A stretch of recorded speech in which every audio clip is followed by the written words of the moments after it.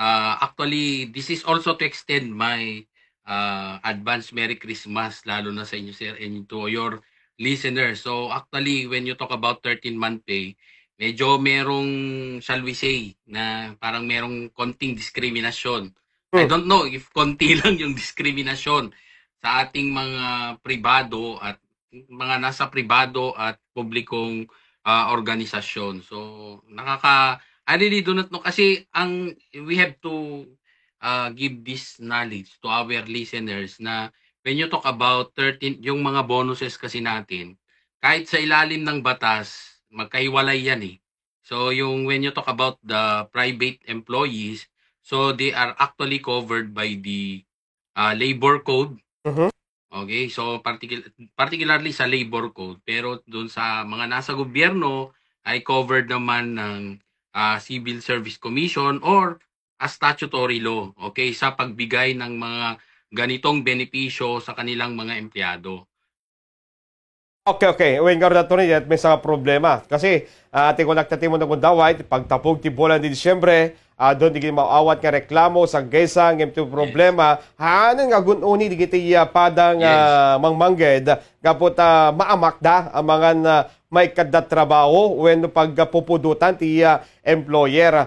Attorney, anang gawin kita lagaden, ti may nga empleyado, iti regular employee or non-regular employee, iti privado, nasken ka di nga makaawat dati 13 man pay ti kabuklan nga makabulan ti sweldo kada lalo ka dito itatang end of the year, attorney.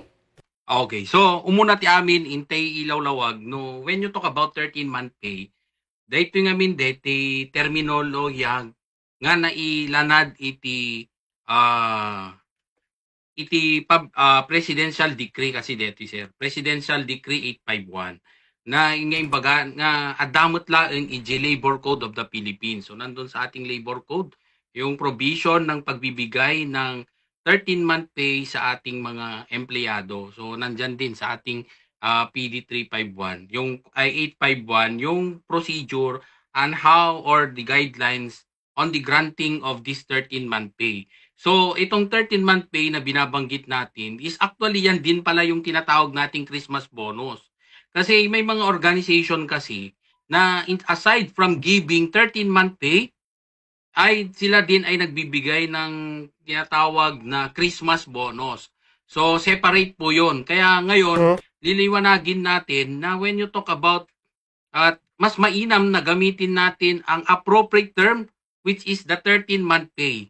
So pag nagbigay ang kumpanya ng Christmas bonus, okay, so sa ilalim ng batas, wala po kasing nakalagay sa ating labor code na binanggit or sa PD 851 na binanggit ang tungkol sa Christmas bonus. So they are used interchangeably pero may mga kumpanya kasi na who are generous enough to give 13-month pay and at the same time nagbibigay din sila ng tinatawag na Christmas bonus. So ngayon, sa ilalim kasi ng batas, talagang minamandato lang is itong pagbibigay ng tinatawag natin na 13-month pay. Okay, so when you talk about 13-month pay, so kasi obligado yan talaga ang mga employer na magbigay ng tinatawag nating 13-month pay. So, obligasyon yan ng mga employer sa pribadong sektor ang pagbibigay ng tinatawag na 13-month pay. So, ngayon, ang tanong ng karamihan would be, sino ba ang mga covered? Okay, or ano ba ang mga eligibility requirements para ikaw ay ma-qualify sa na makakatanggap ng 13-month pay. So, unang-una dyan, you should be what we call a rank and file employee. Ngayon, ito na naman, medyo technical din ang Mhm. terminology tungkol sa definition ng rank and file.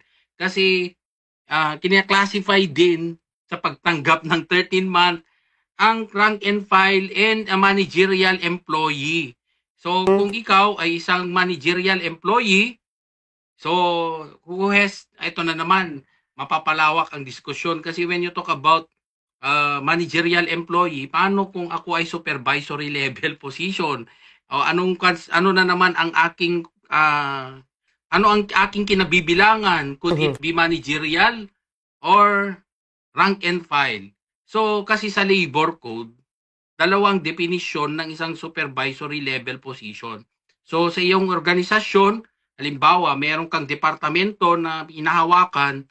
So, ang tanong dyan, is your position, klaruhin mo sa inyong kumpanya kung ang position mo ba ay considered to be a managerial position or a supervisory position. Although, ang binabanggit ng batas, when you talk about rank and file employees, ito yung mga nagtatrabaho na hindi nagtatrabaho sa isang kumpanya or organisasyon sa pribadong sektor na hindi humahawak ng tao, wala siyang karapatan na pumili ng mga empleyado niya, and hindi siya parte sa pagdedesisyon ng kumpanya. So that's the definition of rank and file. So if you are a managerial employee, ikaw ay bahagi doon sa decision making, may discretionary power ka sa power of hiring and firing of employees.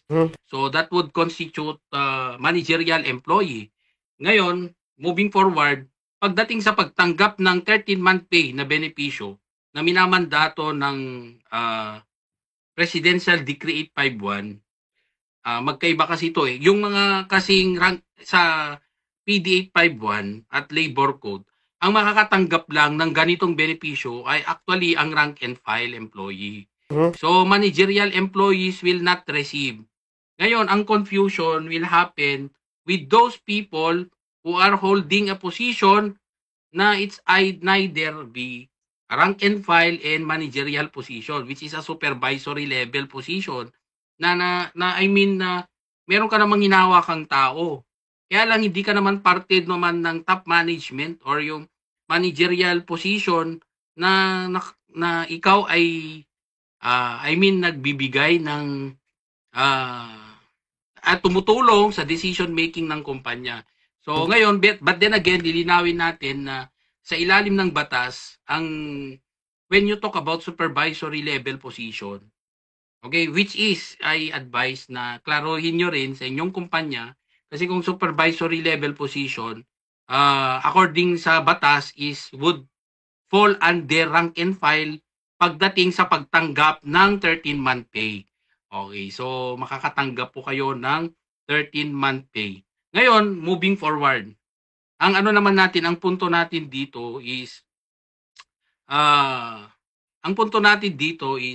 it's all about the employer. Kasi when you are the employer and you care to your people and paulit-ulit, even sa HR, human resource, lagi nating binabanggit ng mga empleyado ang best asset ng isang organisasyon. Kasi we cannot achieve the goals of a particular business organization in the absence of our employees. So ngayon, etong minamandato ng batas. It should be rank and file. We have work at least 1 month during the calendar year kasi, di ba, pag nagtrabaho ka na ng 1 month, pwede ka na rin makatanggap ng minamandato ng batas na 13-month pay. Pero ang tawag doon is pro rata. Okay, pro rata lang. Or yung sakto lang sa panahon kung ilang buwan ka nagtrabaho. So sa minamandato ng batas, kung isang buwan ka nang nagtrabaho, pwede ka nang makatanggap ng 13-month pay. So na matatanggap mo before the 24th day. Okay, so before the 24th day of the year. Kaya lang yung ano kasi dito sa batas na to, binabanggit na ang pagbibigay din ng 13-month pay ay pwedeng hatiin. Okay, yung kalahati matatanggap mo ng before regular school na dati ay June. So yung half niya matatanggap mo sa year end, another half. So ganun ang pagtanggap or payment ng 13-month pay. So ngayon, yun nga yung sabi naman, ito lang ang minamandato ng batas. And how I wish na mas marami ang ibigay ng ating mga employer kasi total naman, lalo na yung mga empleyado na sobrang dedicated sa kanilang trabaho. So, aside from giving 13-month pay, magbibigay ka ng 14-month pay kahit na hindi naman may namandato ng batas. Kung you think or Christmas bonus man na talagang because of your benevolence or generosity dahil sa magalaking just to acknowledge the big contributions of your employees, magbibigay ka ng mas sobra doon sa minamandato ng batas, wala po tayong problema dyan. Okay, so yun naman yung punto. Pero yung mga ano natin, yung mga employer natin, private employers natin, etong 13-month pay, kailangan po nating magbayad. Okay, so lagi ninyong tatandaan, obligasyon po natin na magbayad. Okay, basta nasa pribadong sektor, employer ka, okay, so obligado kang magbayad ng 13-month pay. So, siguro, sir, yung tatanungin din ng iba, bakit hindi ba how about yung mga ano natin, yung mga purely commission, boundary, or task basis, yung mga tumatanggap ng kontrata, so pwede ba sila? The answer is no, kasi exception yan. Another also is you are a government employee. Sa government employee, walang problema. Kasi parang namamayagpag yung mga tinatanggap. Kasi nga, yung 13-month pay natatanggap ng June, yung before June, and then yung 14-month pay matatanggap ng December. And alam niyo sir, I really appreciate those who are in the private sector kasi nga, imagine mo na, di ba, talagang nagtatrabaho sila para sa bayan, sabihin natin, kasi they are giving their taxes. Yung mga employers natin, they're giving taxes to the government. And of course, in return, di ba, mas marami pa ang binigyan mo ng tax, marami pang tinatanggap kaysa yung mga nasa pribadong sektor. But anyway, that's the law and we cannot do anything but just give our comment. Yun lang. Attorney, sakop deti presidential decree nga 851 nga deti nasken ka diti makaalat 13-month pay digita gubra ti mesa construction firm ay ti dakila kumpanya construction firm attorney sakop dagitoy nga makaala iti 13-month pay. Okay, so deta pa iti mesa nga punto kasi adda ngamin dagiti makun ko ng on a contractual basis. Deti mo ti blurred nga definition iti nga hanga na lanad mismo despite the fact na meron ng mga amendments to clarify all these issues. Kaya lang ang punto natin dito, sa construction firm kasi kung meron siyang tawag nito yung continuous rehiring, di ba? Hindi lang naman isang project kasi ang construction firm is a project-based firm. So when we talk about project-based yan, so at the end of the project, wala ka na ulit. So, babalik ka ulit kung meron na ulit project. So, kung ganon yung sistema ng inyong pinagtatrabahuan on a contractual basis, so definitely you will not be receiving. Kasi nga the nature, the fact of the nature of your employment contract is covered by labor contract yan na in every particular project mag-e-end na. Pero ang punto kasi natin dyan din, liliwanagin din natin na when you do what we call continuous rehiring and the position that you are handling is reasonable and necessary to your work or to the nature of the business. So ngayon, ang tanong natin, construction yan. So there is continuous rehiring. Hindi ka naman natitigil. Lagi ka namang nagtatrabaho doon for a very long period of time. So, ngayon, umabot na nga ng taon. And then, yung question natin dyan, is the work that you are providing to the construction firm is reasonable and necessary? Siyempre, hindi naman magiging construction yan kung walang karpintero. Okay, so sa ating pananaw, maliwanag na merong employee-employer relationship. Okay, so if it is not covered by any form of contract, kasi nga verbal lang naman hinayar na ganyan, pero with the definition provided for in bylaw na it is reasonable and necessary. So kailangan ba ang karpintero sa construction firm? Definitely yes. Okay, so pasok na siya doon. And there is what we call continuous rehiring. Okay, so tuloy-tuloy naman. Wala namang stop, hindi naman project na yung basis, kundi kung meron kang kailangan sa kabilang project, assign mo lang siya, and so on. So ngayon, ang tanong natin, would it fall under the regular employee as defined by the labor code? Sa tingin ko, sir, yes. The answer is yes. Okay, so but we still have to wait. Hindi pa ako nakakita ng clarification on this matter. Pero sa tingin ko, okay, sir, looking on that kind of definition provided for it by law, so yung mga ganyang sitwasyon na there is what we call continuous rehiring, sa tingin ko, you are a regular employee, okay, and you are entitled to 13-month pay.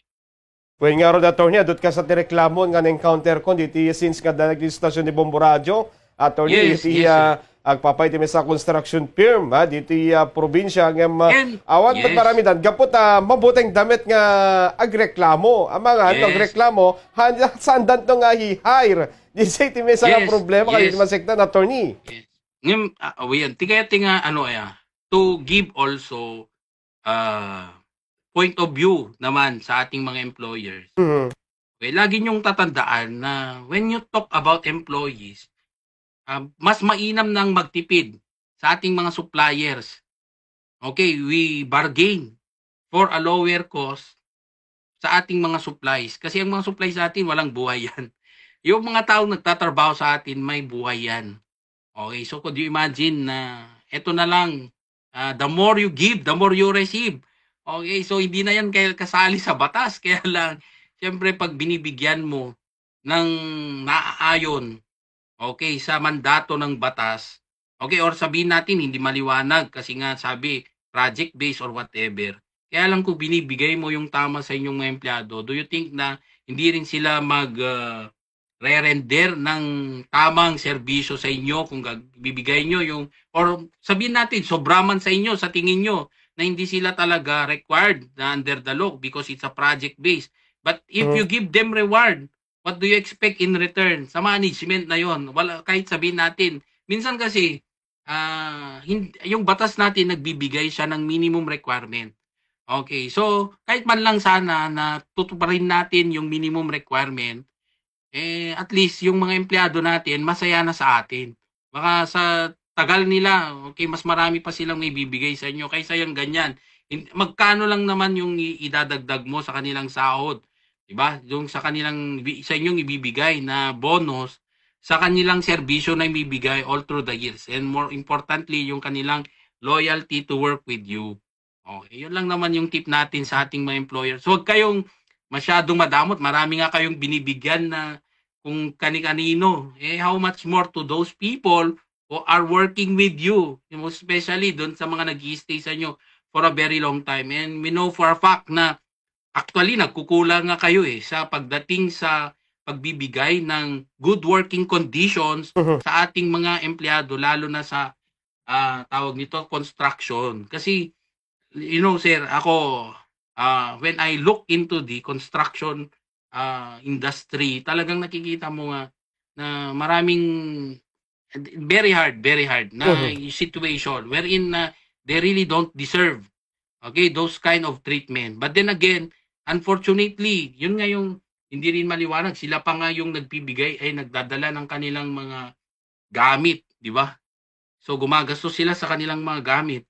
And the fact na yung bibigay mo, kung ano yung minamandato lang ng batas, minsan doon pa sila sa tinatawag na minimum wage ang binibigay. Doon sila nagsisimula. So, and likewise, no work, no pay. Tapos, bibad ka pa sa araw. And the good working condition, hindi na ibibigay. So, kahit man lang, minsan na magbigay through that giving of what we call 13-month pay, wag nyo lang ipagdamot.